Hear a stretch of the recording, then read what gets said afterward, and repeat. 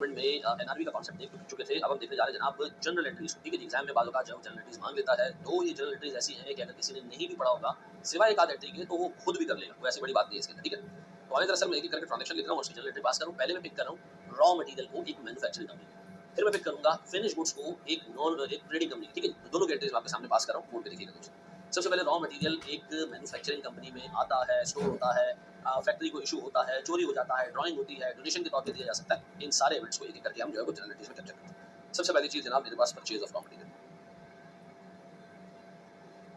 जब raw material purchase करना है आपने अपने पास एंट्री पास करनी है रॉ मटेरियल अकाउंट डेबिट। ठीक है जी, और आपने क्रेडिट करना है कैश या क्रेडिटर्स। याद रखिएगा मेरे बच्चों, ये रॉ मटेरियल चाहे आपने परचेज किया हो, ये डायरेक्ट हो या इनडायरेक्ट हो, एक ही एंट्री पास होगी रॉ मटेरियल डेबिट। याद रखिएगा मेरे बच्चों, ये रॉ मटेरियल चाहे आपने परचेज किया हो, ये डायरेक्ट हो या इनडायरेक्ट हो, एक ही एंट्री पास होगी रॉ मटेरियल डेबिट। ठीक है जी, डायरेक्ट और इनडायरेक्ट बाद में होता है, उसके यूज पर डिपेंड करता है कि वो डायरेक्ट है इनडायरेक्ट है। मटेरियल जब भी हम परचेज करेंगे चाहे डायरेक्ट हो चाहे इनडायरेक्ट हो, एक ही अकाउंट में डालेंगे and that is raw material. ठीक है, सबके मेरे प्यारे बच्चों, रॉ मटेरियल आगे नहीं। अब चेक किया, इसमें से खराब निकला, कुछ मटेरियल खराब निकला तो रिटर्न टू सप्लायर्स। अब पता है सर सप्लायर्स को हम रिटर्न करना है, क्या करें सर? अगर सप्लायर को रिटर्न करना सीधी बात है, एंट्री उल्टी कर दें सर, या तो आपको कैश मिल जाएगा या क्रेडिटर्स आप डेबिट कर दोगे। ठीक है जी, और बदले में सर हमने रॉ मटेरियल वापस कर दिया तो हमारे पास रॉ मटेरियल का अकाउंट क्रेडिट। डन हो गया मेरे प्यारे बच्चों, दो चीजें होंगी। फिर प्यारे भाई, ये दो काम करने के बाद रॉ मटेरियल परचेज कर लिया, रॉ मटेरियल इशू कर दिया। अब हमारे पास सर रॉ मटेरियल यूज करने की बारी आ गई। सी अब मैं कह रहा हूँ जी डायरेक्ट मटेरियल के तौर पे, डायरेक्ट मटेरियल हमने यूज किया तो डायरेक्ट मटेरियल यूज कैसे करोगे? आप फैक्ट्री को इशू कर दोगे। जब आप फैक्ट्री को इशू करोगे तो गुड्स बनना शुरू हो जाएंगे, गुड्स बनेंगे तो हम अकाउंट शुरू करेंगे WIP डेबिट। ठीक है, वर्क इन प्रोग्रेस डेबिट। कि भाई अब रॉ मटेरियल नहीं रहा, अब ये फिनिश गुड्स बनने जा रहा है तो WIP डेबिट और sir raw material account credit. ऐसा प्यारे बच्चों, इसी तरह अगर मेरे पास इनडायरेक्ट मटेरियल के तौर पे मटेरियल को इशू करता, ठीक है जी, मिसाल के तौर पर सर पैकिंग मटेरियल है ऐसा जो कि आमतौर पर जो है वो हम प्रोडक्ट के एंड पे जो है वो उसको लगाते हैं, और सर बाजू का ऐसा मटेरियल जो प्रोडक्ट बनाने में इस्तेमाल हो रहा है लेकिन प्रोडक्ट के अंदर मौजूद नहीं है, जैसे वेल्डिंग रॉड्स हैं, जैसे डीजल है, जैसे पेट्रोल है, केमिकल्स हैं। अब इसका मतलब सर इनडायरेक्ट मटेरियल हमने अगर इशू किया,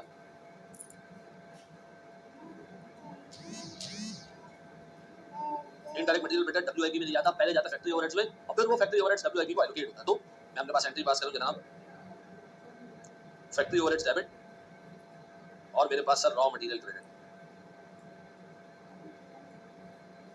दोनों मेरे प्यारे बच्चों सही। फिर हमें याद आया कि जनाब या तो फैक्ट्री से जहां हमने मटेरियल इशू किया है, ठीक है जी, या सर इनडायरेक्ट मटेरियल जो इशू किया ये रिटर्न आ जाए कहां पर?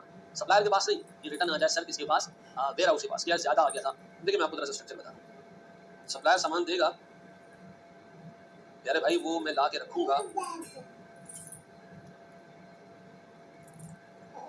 वो मैं ला के रखूंगा कहां पर सर? मैं वो ला के रखूंगा वेयर हाउस में। ये रॉ मटेरियल है, ठीक है जी।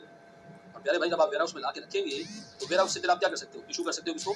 आप इशू कर सकते हो जनाब फैक्ट्री को या ओवरहेड्स को। ठीक है जी, या इशू कर सकते हो। अभी आपने थोड़ी देर पहले एक चीज देखी थी कि आपने गुड्स मंगवाई, वेयर हाउस में रखी हुई थी, रिटर्न कर दी। ठीक है जी, तो इसकी एंट्री हमने ये देखी थी, रिटर्न टू सप्लायर। अब आप एक एंट्री देखने जा रहे हो सर जिसमें फैक्ट्री और इनडायरेक्ट मटेरियल आपने इशू कर दिया, डायरेक्ट इनडायरेक्ट, और वो अब रिटर्न आ रहा है किसके पास? वेयर हाउस के पास। ये सप्लायर के पास रिटर्न नहीं जा रहा है, इस रिटर्न की एंट्री पास कर। ठीक है, क्या एंट्री पास करें जनाब? मैं कह रहा हूँ point E, return of direct और indirect material to warehouse, to supplier नहीं, टू वेयर हाउस। क्या एंट्री पास होनी चाहिए सर? सर मेरे पास रॉ मटेरियल डेबिट बस आ गया जी, रॉ मटेरियल जो इशू हुआ था। और मैं क्रेडिट क्या करूं सर? या तो WIP क्रेडिट अगर डायरेक्ट मटेरियल है, या फैक्ट्री ओवरहेड अकाउंट क्रेडिट अगर वो डायरेक्ट मटेरियल है। अरे जी, और direct material for indirect material. ध्यान होगा मेरे बच्चों। अब मैं आ चुका हूं जनाब, मटेरियल लिया, वापस कर दिया, लेके फैक्ट्री को इशू कर दिया, लेके ओवरहेड्स को इशू कर दिया, फिर ओवरहेड तो फैक्ट्री से जो है वो रॉ मटेरियल वापस चला गया। इन ट्रांजैक्शंस की एंट्री पास कर चुके हैं।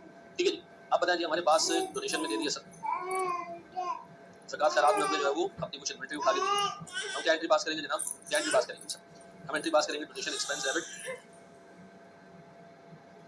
और रॉ मटेरियल क्रेडिट। ऐसा व्हाट इफ के सर मालिक घर ले जाए, व्हाट इफ के रॉ मटेरियल मालिक उठा के घर ले जाए तो सर ड्राइंग डेबिट करेंगे, क्रेडिट क्या करेंगे जनाब?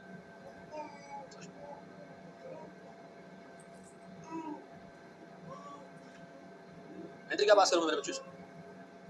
मैं एंट्री पास करूंगा सर ड्राइंग डेबिट और रॉ मटेरियल क्रेडिट।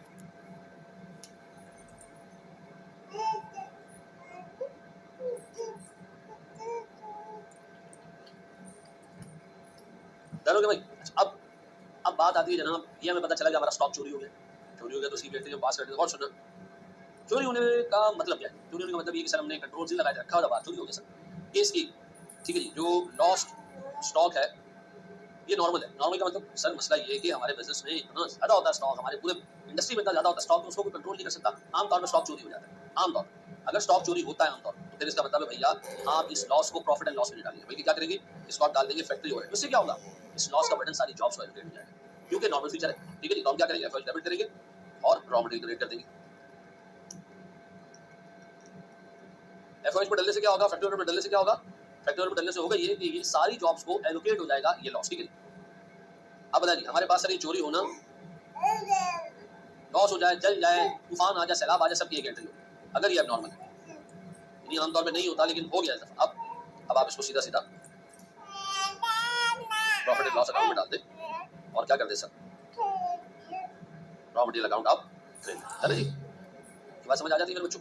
अब इससे और आगे बढ़ते जनाब, आई तक हो गया जी। अब बताए साल के एंड पे आके आपने देखा कि जी स्टॉक की एनआरवी गिर गई है, एनआरवी लॉस, कुछ स्टॉक जो है डैमेज हो गया, एनआरवी लॉस। और ये हमारे नॉर्मल बिजनेस फीचर है, और ये नॉर्मल क्या होना चाहिए, खुद सोचो क्या होना चाहिए, नॉर्मल बिजनेस फीचर एनआरवी के लॉस। हम क्या करेंगे, एफओएच डेबिट और रॉ मटेरियल को हम डाउन करेंगे। बात समझ आती है? अच्छा, अब बताइए जी अगर ये अब नॉर्मल है,